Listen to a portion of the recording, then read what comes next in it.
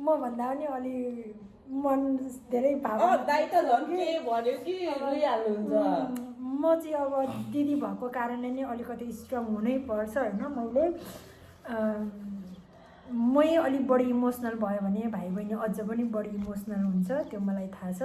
त्यो भएको कारणले मैले नै आफूलाई नै बाँध्नुपर्छ। मैले आफूलाई बाँधेर नै अगाडि बढ्नुपर्छ। जीवन त धेरै लामो छ। हामी आजकै दिन अन्तिम होइन हाम्रो जीवनको। हामीले योभन्दा कयौँ दिनहरू बिताउनु छ, कयौँ वर्षहरू बिताउनु छ। गर्नु सङ्घर्ष त अझ धेरै नै छ।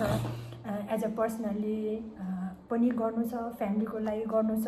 त्यो सँगसँगै हामीले सामाजिक दायित्वहरू पनि बोकेको छ र राष्ट्रिय दायित्व पनि छ। एउटा हामी अर्को देशको नागरिक भएकोले हामीसँग धेरै दायित्वहरू जोडेको छ।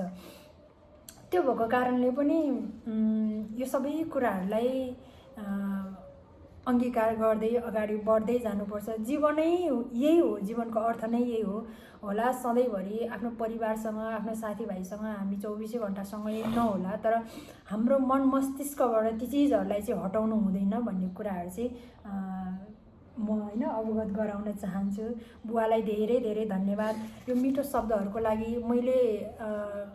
म त्यो बेलाको पनि मान्छे हो कि जुन बेला चाहिँ मेरो आफ्नो उमेरमा हुँदाखेरि चाहिँ पत्रचारकै जमाना थियो कि आज मलाई त्यही समयको झझल्को गराइदिनु भयो आपाले। कति कुराहरू चाहेर पनि गर्न सकिँदैन कि सँगै हुँदा कति कुराहरू म आपालाई भन्छु भन्दाखेरि नि भन्न नसकेको अवस्थाहरू छ। मुखसम्म आउँदाखेरि पनि मुखले शब्दबाट बोल्न नसकेको अवस्थाहरू पनि छ। तर त्यो चिजहरू हुँदाहुँदै पनि हामीले तपाईँप्रति गर्नुपर्ने सम्मान, तपाईँप्रति गर्नुपर्ने हाम्रो जिम्मेवारीहरू हामीले कहिले पनि तपाईँ मात्रै नभएर दुवैजना भाइ र बहिनीको परिवार उहाँहरूले पनि बिर्सिनु भएको छैन। आफ्नो आफ्नो दायित्व आफ्नो ठाउँबाट गरिरहेको छ।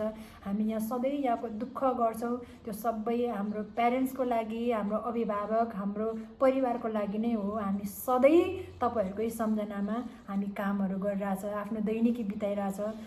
तपाईँहरूको सम्झना र तपाईँहरूको आशीर्वादकै कारणले आज हामीले थोरै भए पनि मुस्कुराएर अगाडि बढ्न सकेका छौँ। तपाईँहरूलाई धेरै धन्यवाद। जीवनमा हामीले तपाईँहरू जस्तो बुवा आमाहरू पाएका छौँ। टाढै बसेर भए पनि हामीलाई आशीर्वाद दिइरहनुहुन्छ। हामीलाई राम्रो कामको लागि जहिले पनि कुल देवता र भगवानप्रति तपाईँहरूले हाम्रो लागि प्रे गरिरहनु भएको छ। हामी यति कारणले पनि धेरै भाग्यमानी छौँ जस्तो लाग्छ।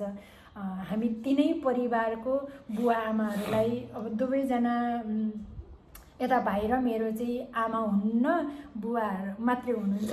आमा चाहिँ लक्की छ, ऊ चाहिँ अहिलेसम्म उहाँको चाहिँ बुवा र आमा हुनुहुन्छ साथमै। अस्ति पनि मैले नै भेटेर आएँ।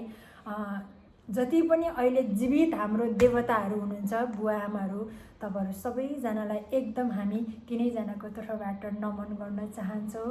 तपाईँहरूको कारणले नै आज हामी जहाँ छौँ अत्यन्तै खुसी छौँ। अत्यन्तै हामी जिम्मेवारी बोध गरेर हामी यहाँ बसेका छौँ। Thank you so much. धेरै धन्यवाद। स्पेसल्ली मेरो बुवा भीमबहादुर लामालाई यहाँले जसरी पनि एकदम नै मनको कुराहरू चाहिँ शब्दको मार्फतबाट यसरी लेखेर पठाउनु भयो बुवा। जीवन्त तपाईँको पत्रलाई मैले सँगालेर राख्नेछु। धेरै धेरै माया छ बुवालाई।